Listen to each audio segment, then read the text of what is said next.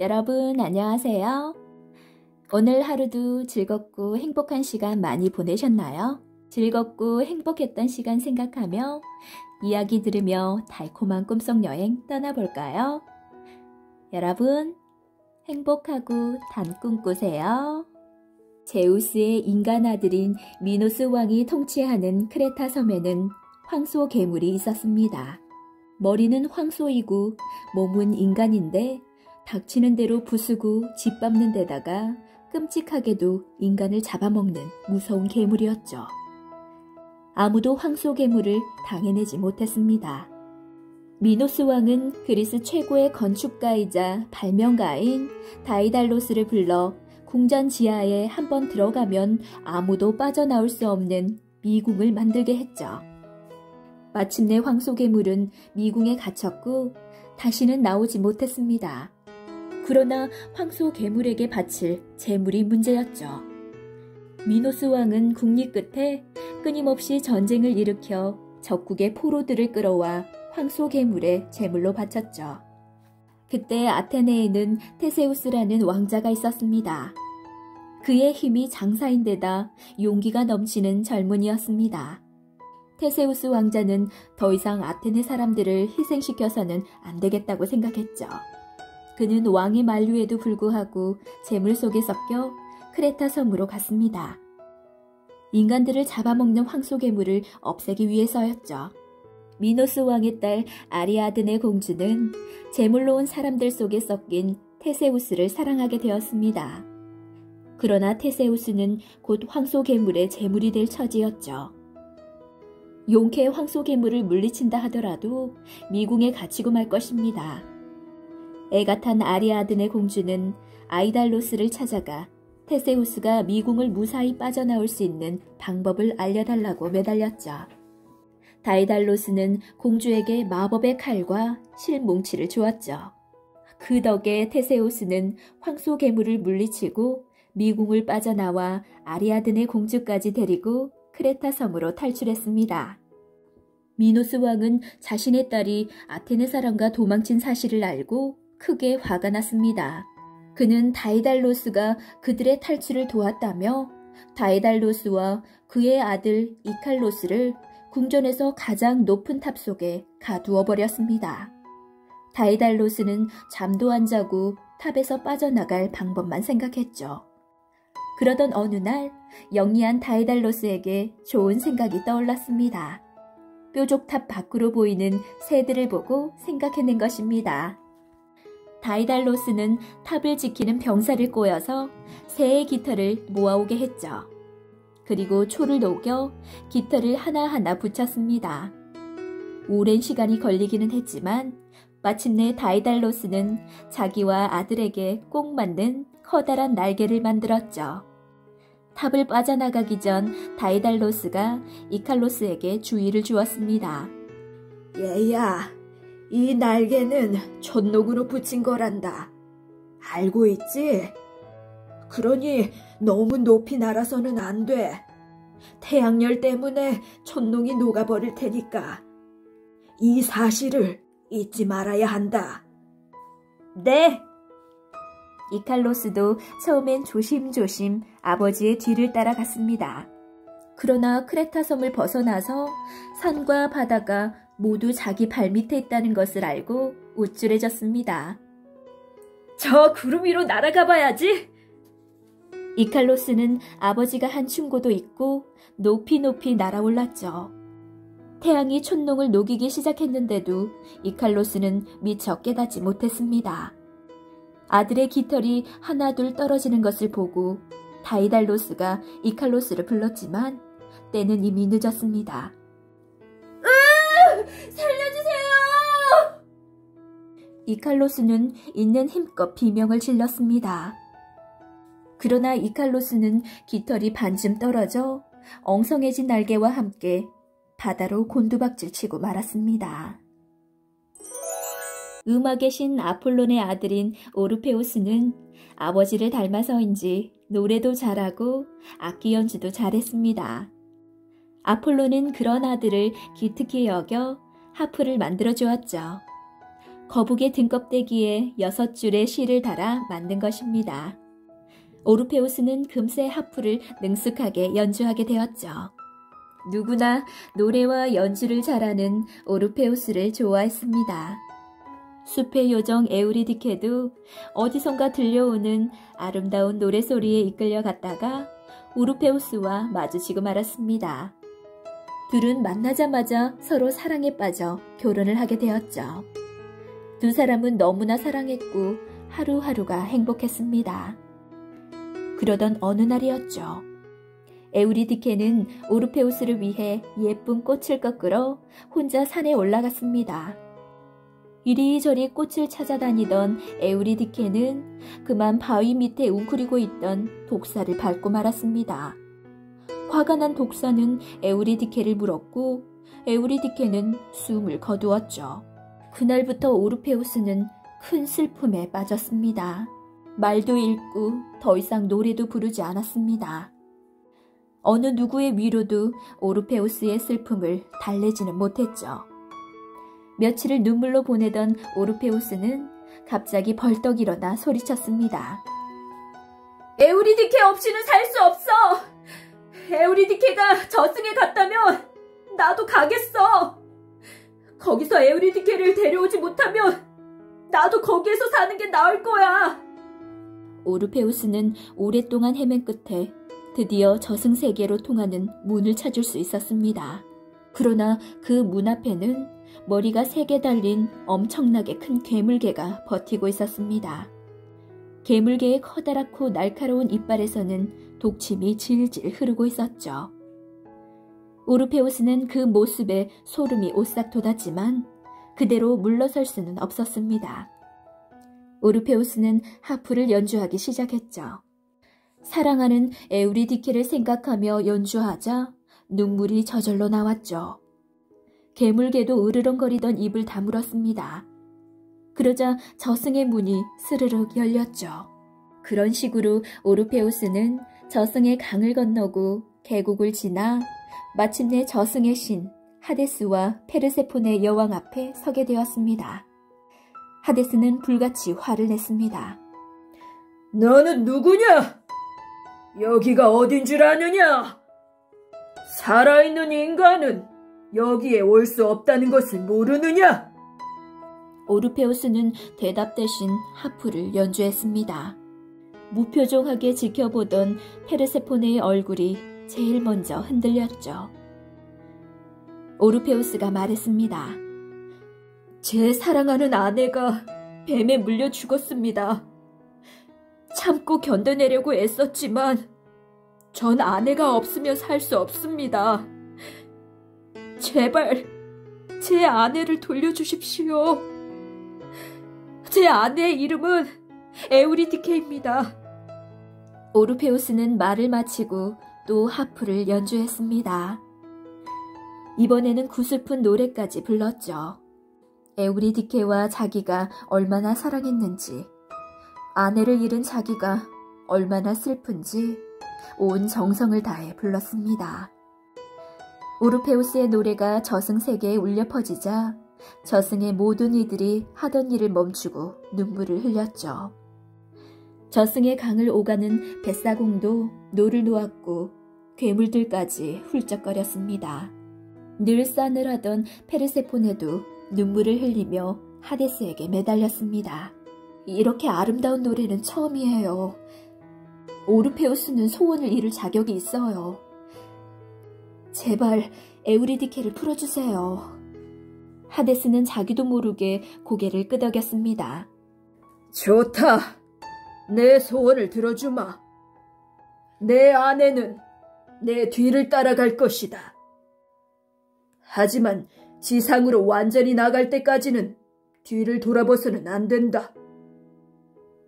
내가 아내의 얼굴을 보는 순간 에우리디케는 다시 이곳으로 돌아오게 될 것이다. 오르페우스는 꾸벅 감사의 절을 올리고는 지상을 향해 빨리 걸어갔습니다. 오르페우스를 막는 것은 아무것도 없었습니다. 뒤돌아서 에우리디케의 모습을 확인하고 싶은 마음이 들 때마다 오르페우스는 잘 참았습니다. 이제 저만치 지상의 빛이 보입니다. 그 순간 오르페우스는 너무 기뻐 자기도 모르게 휙 고개를 돌리고 말았습니다. 그 순간 에우리디케의 모습이 잠깐 보이는 듯 싶더니 휙 사라져버렸습니다. 곧 하데스의 차가운 목소리가 땅속 깊은 곳에서부터 울려나왔습니다. 믿음이 부족한 어리석은 자여.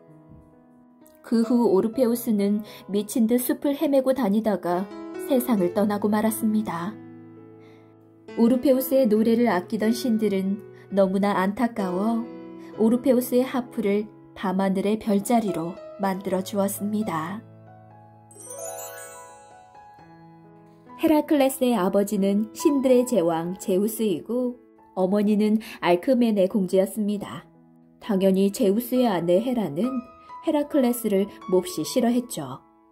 제우스는 헤라클레스가 미케네의 왕이 될 것이라고 예언했지만 헤라의 심술로 미케네의 왕은 헤라클레스의 사촌인 에우리스테우스가 되었죠. 헤라클레스는 비록 왕이 되지는 못했지만 힘이 굉장히 세고 정의로웠기 때문에 사람들에게 영웅이라는 소리도 듣고 티베의 공주와 결혼하여 아이들도 낳았습니다. 하지만 심술궂은 헤라는 헤라클레스가 행복하게 사는 것을 참을 수 없었습니다. 그래서 헤라클레스의 머릿속을 뒤엉키게 해놓았죠. 그러자 헤라클레스는 미쳐 날뛰었습니다. 그러다가 결국 사랑스러운 자기의 아들과 아내를 맹수로 착각하고 때려 죽였습니다. 나중에 제정신이 돌아온 헤라클레스는 자기가 한 짓을 보고 두려움에 떨었죠. 헤라클레스는 신전으로 달려가 엉엉 울었습니다. 이 끔찍한 죄를 어찌합니까? 울음소리가 어찌나 컸던지 신전이 쩌렁쩌렁 울릴 정도였죠. 신들은 불쌍한 마음이 들어 헤라클레스에게 해답을 알려주었죠. 그대의 사촌인 미케네의 왕 에우리스테우스에게 가 그의 종이 되어라. 그가 내리는 명령을 모두 행하면 너의 죄가 용서될 것이다. 헤라클레스는 에우리스테우스를 찾아가 자신을 종으로 받아줄 것을 청했죠. 헤라클레스와는 달리 에우리스테우스는 겁이 많고 어리석으면서도 시기심이 강한 사람이었습니다. 그는 용기 있고 힘센 헤라클레스가 두렵고 미웠습니다.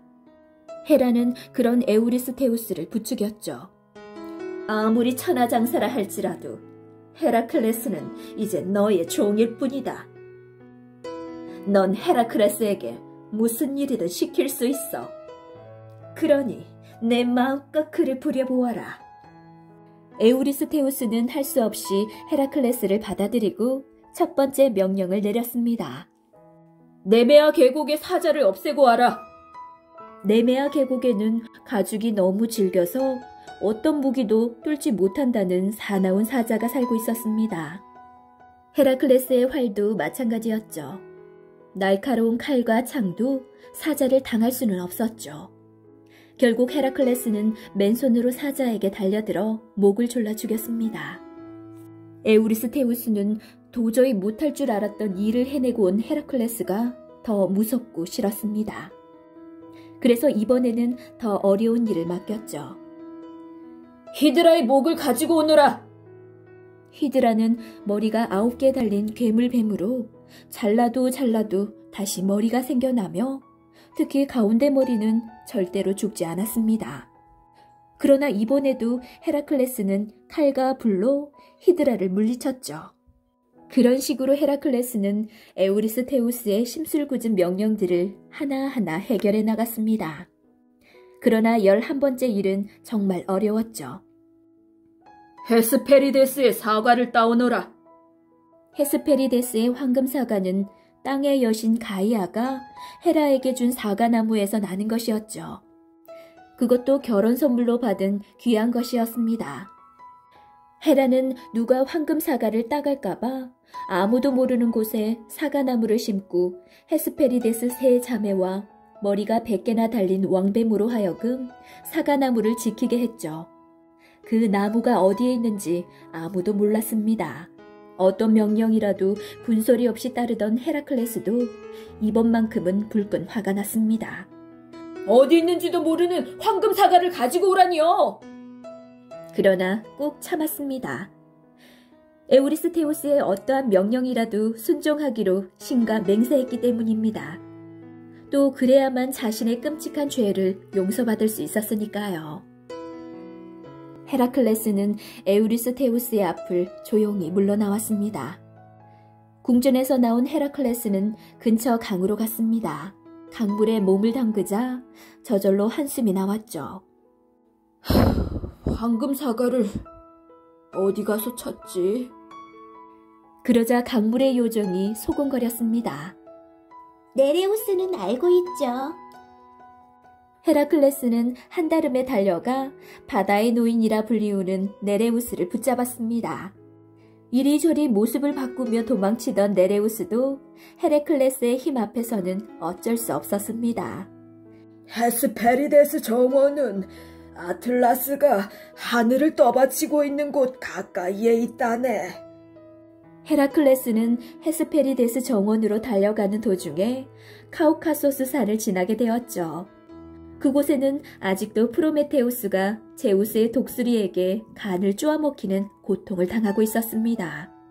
헤라클레스도 프로메테우스에 대해서는 들은 적이 있었습니다. 용감한 헤라클레스는 제우스의 독수리를 쫓아내고 사슬을 끊어주었죠. 신들 가운데 내 고통을 대신 받을 자가 있거나 인간들 중 독수리를 해치우고 너를 풀어줄 사람이 나타난다면 내 죄는 용서될 것이다. 제우스가 불가능하다고 믿었던 일이 사실로 나타난 것입니다. 더구나 제우스 자신의 아들이 그렇게 한 것을 보면 신도 앞일을 다 아는 건 아닌가 보죠. 고통에서 풀려난 프로메테우스는 너무 고마워 헤라클레스에게 황금 사과를 딸 때 주의해야 할 일들을 일러주었습니다. 황금 사과는 신들만 딸 수 있다네. 그러니 자네가 직접 따지 말고 아틀라스에게 따오라고 시키게. 그러면 무사할 거야. 헤라클레스는 드디어 헤스페리데스 정원에 도착했습니다. 정말 헤스페리데스 정원 근처에는 아틀라스가 하늘을 떠받치느라 끙끙대고 있었죠. 헤라클레스는 아틀라스에게 부탁했습니다.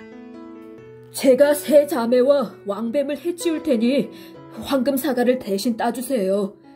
그동안 제가 하늘을 바치고 있겠습니다. 아틀라스는 잠시라도 하늘을 떠받치는 중노동에서 벗어날 수 있다는 것만으로도 좋았죠.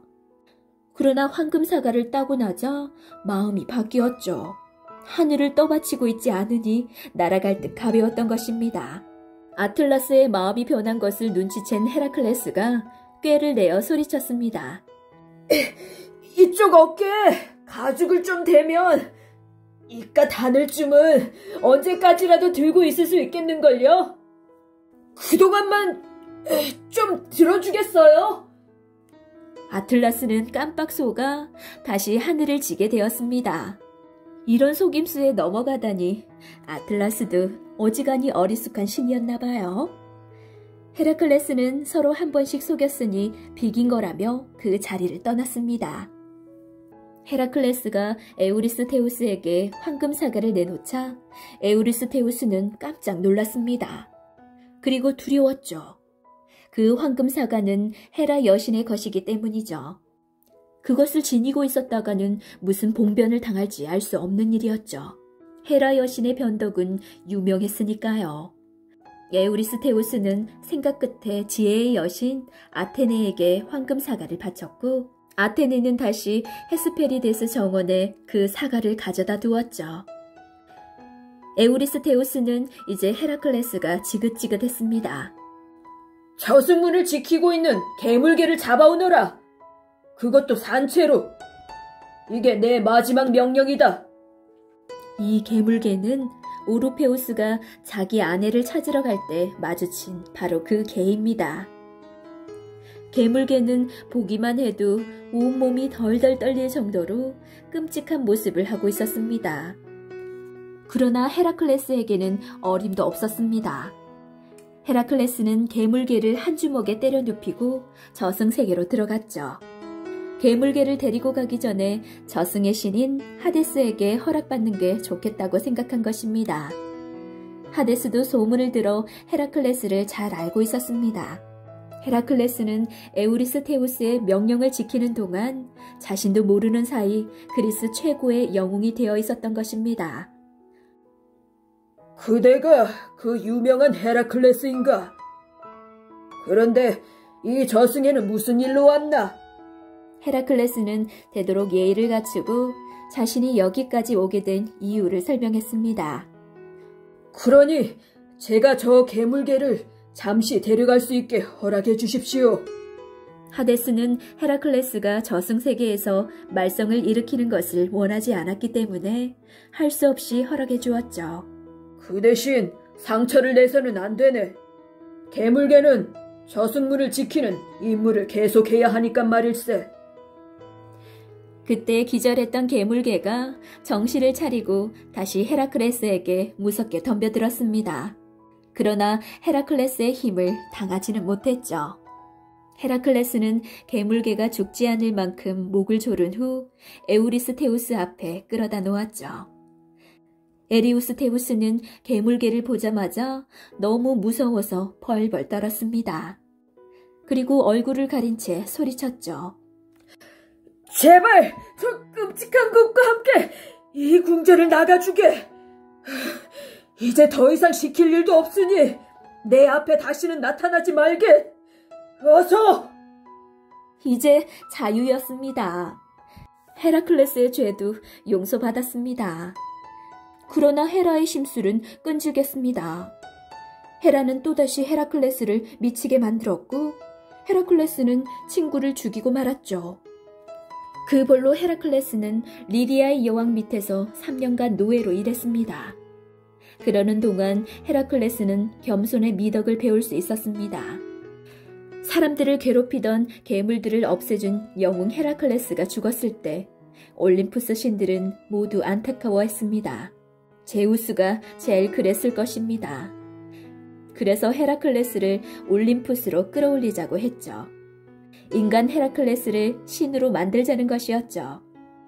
이번만큼은 헤라 여신도 반대하지 않았습니다. 올림푸스에 그만큼 힘이 센 신이 하나 있는 것도 나쁠 게 없다고 생각했기 때문이었습니다. 헤라클레스는 올림푸스의 신이 되어서도 신들을 위해 용기 있는 일들을 많이 했답니다. 바다의 여신 테티스와 펠레오스가 결혼을 하려고 신들을 초대했습니다. 모든 신들이 초대되었으나 단 한 명, 불화의 여신 에리스는 초대받지 못했습니다. 뒤늦게 이 사실을 알게 된 에리스는 너무도 화가 나서 몸을 부르르 떨 정도였죠. 어디 두고 보자. 결혼식을 발칵 뒤집어 놓을 테니. 에리스는 가장 늦게 결혼식장에 도착해서 준비해온 황금 사과를 던졌습니다. 이 세상에서 가장 아름다운 여신에게 바칩니다. 에리스의 예상대로 결혼식장은 아수라장이 되었습니다. 여신들이 서로서로 그 황금 사과가 자기 것이라고 주장했기 때문이었죠. 한참 동안 소동이 가라앉은 후 마지막까지 남은 여신은 헤라와 아테나와 아프로디테였습니다. 셋은 정말 누구에게도 뒤지지 않을 만큼 아름다웠습니다. 헤라 여신은 우아한 아름다움을 지녔고 아테나 여신은 지적인 아름다움이 넘쳤죠. 아프로디테 여신은 아름다움의 여신답게 사랑스러운 미모를 뽐냈습니다. 그러나 황금 사과는 단 하나였습니다. 결혼식은 이미 엉망이 된 지 오래였습니다. 이제 결혼식이 아니라 아름다운 여신을 뽑는 자리가 되었죠. 제우스는 이 골치 아픈 일을 이다산의 목동 파리스에게 넘겨버렸습니다. 파리스가 잘생긴 데다가 공정한 사람이라고 생각했기 때문이죠. 세 여신 중 한 명만 뽑아야 한다. 그렇다고 겁낼 것은 없다. 내가 뽑지 않은 나머지 두 여신도 너를 결코 벌하지 않겠다고 약속했으니 너는 공정하게 뽑기만 하면 되는 것이다. 새 여신은 파리스에게 예쁘게 보이기 위해 환한 미소를 짓고 아름다운 포즈를 취했습니다. 헤라 여신이 우아한 미소를 지으며 말했습니다. 그대에게 큰 왕국을 주마. 그러면 넌 세상에서 가장 돈 많은 사람이 될 것이다. 아테나 여신도 친절하게 말했습니다. 그대는 전쟁의 영웅이 되도록 해주겠다. 그러면 모든 이들이 너를 칭송하게 될 것이다. 마지막으로 아프로디테가 상냥한 미소를 지었습니다. 세상에서 가장 아름다운 여자를 그대의 아내로 맞이하게 해주겠다. 그 모든 말들은 파리스를 어리둥절하게 했습니다. 돈, 명예, 아름다운 여자. 도대체 어느 것을 선택해야 할까요?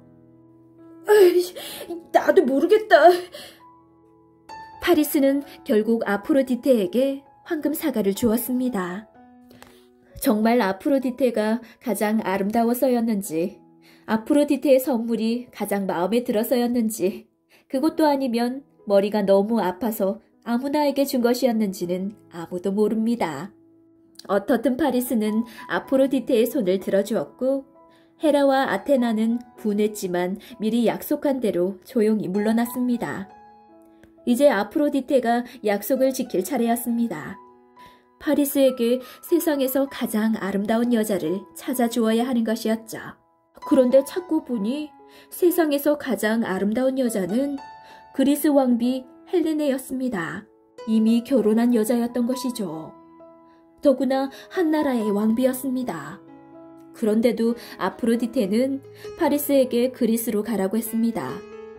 파리스는 헬레네를 보자마자 홀딱 반했습니다. 헬레네도 파리스를 보자마자 파리스를 사랑하게 되었죠. 아프로디테의 장난꾸러기 아들 에로스가 아무도 몰래 헬레네 가슴에 금화살을 쏘았던 것입니다. 두 사람은 밤을 틈타 트로이로 도망갔습니다. 왕비를 도둑맞은 그리스 사람들은 화가 머리끝까지 나서 트로이로 쳐들어갔습니다. 트로이 전쟁이 시작된 것이죠. 트로이 전쟁은 헬레네를 사이에 두고 10년간이나 계속되었습니다. 왜냐하면 신들이 이 전쟁에 끼어들었기 때문이죠. 황금 사과를 받지 못한 헤라와 아테나는 그리스를 위해 싸웠고 황금 사과를 차지한 아프로디테와 전쟁의 신 아레스는 트로이를 위해 싸웠습니다. 전쟁은 이쪽으로 쏠렸다 저쪽으로 쏠렸다 하며 결판이 나지 않았죠. 많은 영웅들이 이 전쟁으로 쓰러져 갔습니다. 제우스가 마침내 벌컥 소리쳤습니다. 신들은 이 전쟁에서 모두 빠져라. 인간들끼리 해결을 보도록 놔두란 말이다. 그러고도 전쟁은 끝나지 않았습니다. 그리스 병사들은 굉장히 용감했지만 굳건한 트로이 성벽을 뚫지는 못했죠. 그런데 어느 날 그리스군의 오디세우스는 이 전쟁을 끝낼 좋은 꾀를 떠올렸습니다. 오디세우스는 아주 커다란 나무말을 만들라고 명령했죠. 안을 텅 비게 해서 수십 명의 병사가 들어갈 수 있도록 해라. 아주 커다랗게 만들어야 한다.